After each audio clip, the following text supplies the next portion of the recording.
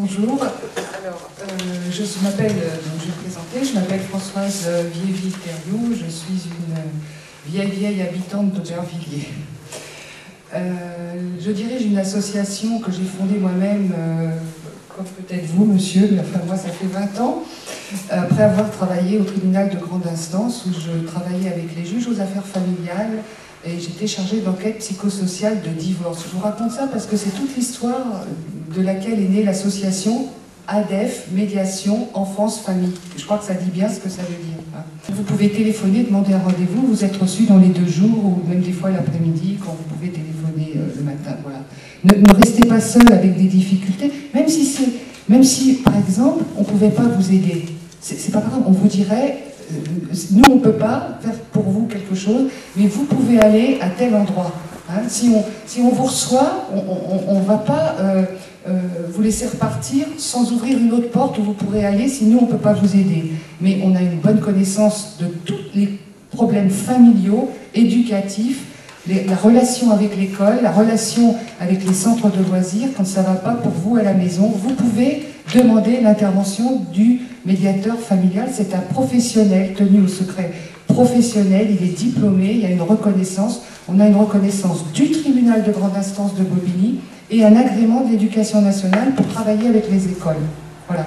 Moi, ce qui serait super chouette, c'est que vous posiez des questions après, parce que moi, je peux parler comme ça pendant 2 heures, mais c'est peut-être pas ce que vous voulez, c'est peut-être pas de ça que vous voulez parler. Donc, je préfère répondre aux questions et puis passer la parole à Laurence, qui, elle, travaille sur ADEF Médiation, comme psychologue, sur les relations entre la famille et l'école. Vous savez, il y a l'enseignant, le parent, l'enfant. C'est un espèce de triangle là, où on a des choses à faire pour vous aider, en toute confidentialité et gratuitement, puisque nous avons des subventions d'État pour faire ce travail. Voilà. Et nous sommes contrôlés pour nos dépenses, donc on a un salaire, mais aussi on est là pour vous aider gratuitement. À vous aussi de vous servir de nous, quoi, je dirais. Hein. Voilà. Je passe la parole à Laurence, qui ensuite passera à Sylvie. Bonsoir. Donc moi je suis Laurence Torregrosa, je suis psychologue et je travaille dans la même institution dont vient parler Madame Viéville. Alors moi j'interviens en fait sur les collèges d'Aubervilliers dans le programme de réussite éducative, sur les questions aussi de la parentalité. Alors j'ai entendu Monsieur D'Almeida tout à l'heure qui parlait de la parentalité, qui allait aussi avec l'éducation.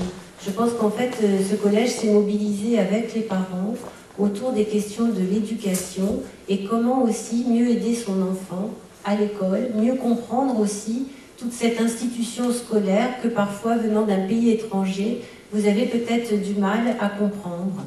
Hein, parce que quand vous êtes venu d'un pays, d'un ailleurs, comme ça, c'est vrai que vous aviez peut-être des habitudes différentes.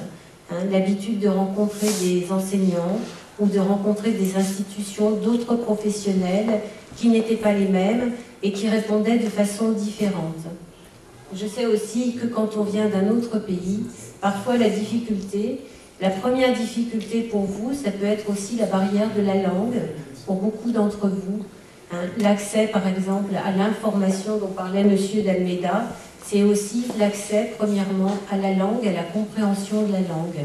La grande difficulté, à ce moment-là, quand on vient, c'est comment apprendre, comment comprendre, effectivement, tout cet entourage qui est nouveau. Et bien souvent, la déstabilisation des parents entraîne aussi chez les enfants une certaine déstabilisation et parfois des difficultés qui peuvent se ressentir au niveau des enfants. Oui, bonsoir, je vais me présenter également. Donc, je suis Cyril K, juriste à l'ADSE 93. L'ADSE 93, c'est une association qui œuvre dans le 93 dans le domaine de la protection de l'enfance. Qui est assez ancienne, qui a été également créée par un ancien président du tribunal à Bobigny, et qui a une série de services qui s'occupent de protection de l'enfance. Moi, j'appartiens à un tout petit service de soutien à la parentalité, donc ça tombe bien. mais voilà.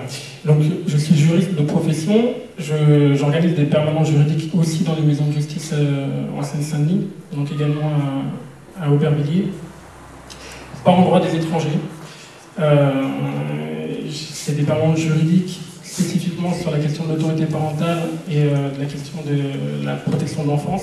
Alors ça c'est particulier parce qu'en maison de justice, la protection de l'enfance on ne le voit pas souvent, mais bon, parlons de le juridique en tout cas, on l'aborde.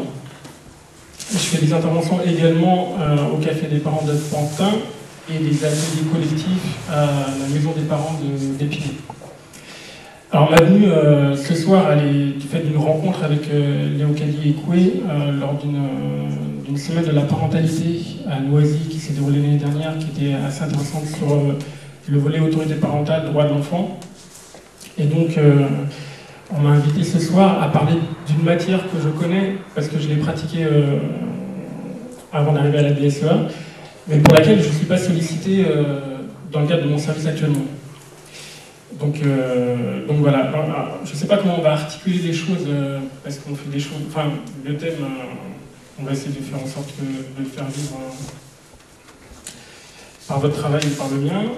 J'avais préparé une intervention qui était ciblée sur la question de la législation d'entrée, enfin sur l'entrée et le séjour des étrangers.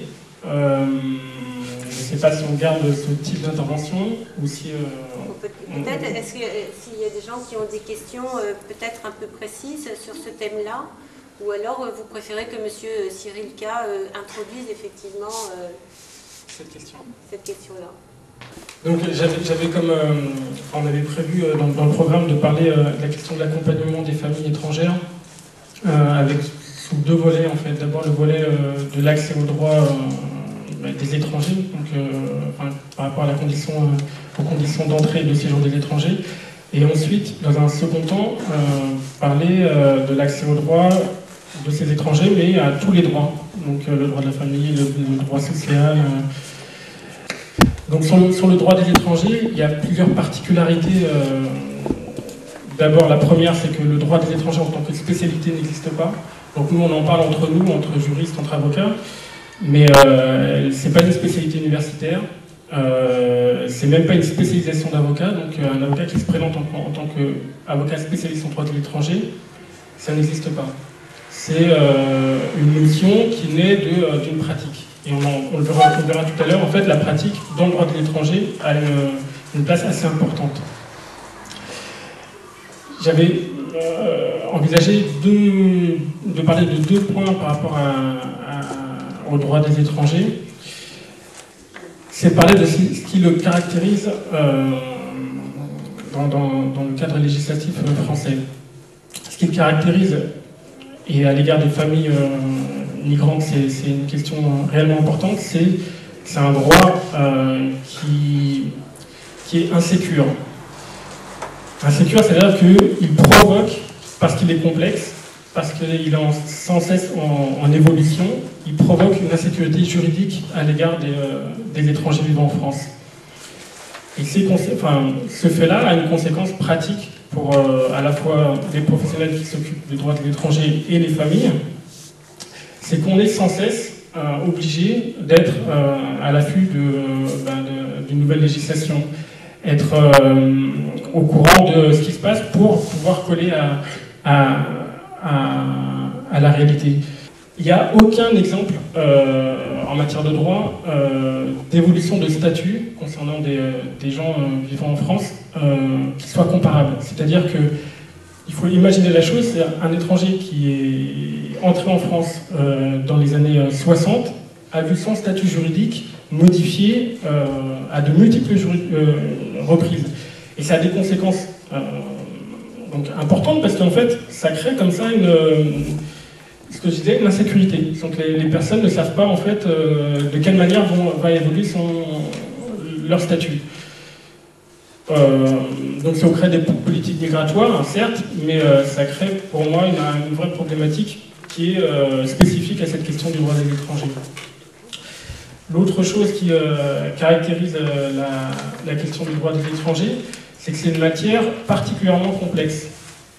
Complexe par nature, parce que comme on l'a dit, en fait, elle regroupe plusieurs champs du droit, plusieurs domaines du droit, donc le droit pénal, le droit administratif, le droit de la famille, et que c'est un champ donc transversal pour lequel, si on veut être réellement compétent, on doit avoir des compétences, mais très élargies, ce qui est ce qui peut apparaître assez compliqué, quoi. De quoi d'autre voulais-je vous parler? Oui, alors en plus de... Pour rentrer encore dans la complexité, il y a l'autre spécificité, c'est qu'il y a une diversité des statuts juridiques qui coexistent comme ça. Ça veut dire concrètement qu'un ressortissant étranger est régi soit par un accord